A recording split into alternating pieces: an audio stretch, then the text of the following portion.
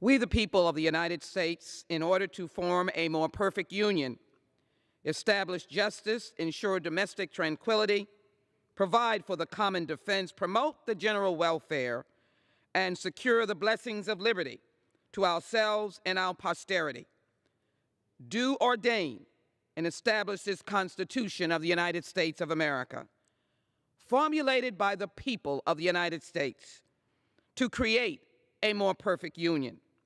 We know these words. They are the core of our beings. Our nation of over 300 million people embraces diversity and individualism, has birthed a citizenry that speaks many languages, holds a plethora of deep religious beliefs or none, and practices customs and traditions originating on distant shores. We are unique. African Americans, in particular, have a unique history embedded in slavery, discrimination, and the denial of our rights, but voting rights have been our refuge. Today I rise and say there is no option other than passing the John Robert Lewis Voting Enhancement Act and the freedom to vote. There is no option. We do not just survive, our nation thrives because of our shared belief that helps us against all odds. It helps us in World War I and II and the conflicts in and around. It helps us in wars where we have lost our young men and women. We have a country formed out of many to become one people. Americans share the same compact that we are a nation of laws that flow from the most crucial and fundamental law, the Constitution of the United States. The impact of the Constitution and its basic premise can be summarized by the simple belief that every individual is entitled to an equally valid vote. We saw in 2020 that fragile vote that saw the largest turnout in any presidential election in the history of the United States, that is a very long time, challenged from its very beginning, challenged on the day of the election, continued to be challenged and misrepresented and distorted, and election officials attacked and intimidated, even removed from office.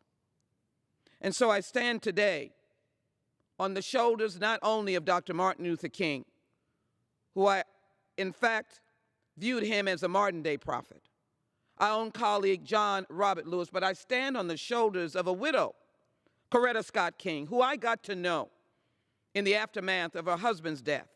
And she worked without ceasing to have his principles, his values, his understanding of the beloved community recognized, and to continue the sense of the rightness and righteousness of voting. I had the privilege of working for the Southern Christian Leadership Conference. It will always be a special part of my history. I had the privilege of working with the names of individuals that we know: Andy Young, Hosea Williams, James Orange, some of the generals and foot soldiers that were in the army of Dr. Martin Luther King's beloved America. And yes, I had the privilege, I call it that, of walking on plantations to try to register black sharecroppers, frightened and intimidated, though dignified, to vote.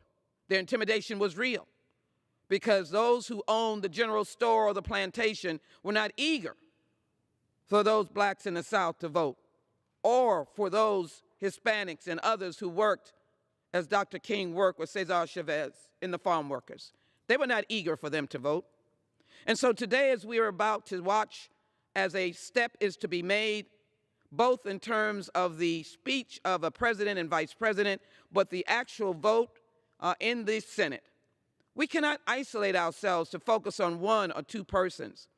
We really have to focus on who we are as a nation, that this vote binds us together. It is the voice of the people.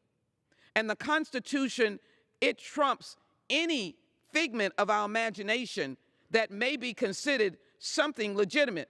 The filibuster is not legitimate. It is a rule of one body of this Congress. It is a rule that, as civil people do, we adhere to rules. We adhere to those in this House. I agree with that. But when a rule is used to trump and deny the basic constitutional values of the 14th Amendment and the 5th Amendment of due process and equality, as it was utilized in the 20th century by segregationist senators to deny civil rights laws. Mr. Speaker, it is important that I stand here today on Coretta's name and Martin's name and Bobby's name and John's name that we must demand courage, and to not vote for the Voting Rights Act is not an option. I will not allow that to happen, because I will stand with every breath in my body to ensure that the American people can vote without intimidation, and they will be intimidated without the laws of the Voting Rights Act, Enhancement Act, and as well the Freedom to Vote Act. At that, I yield back.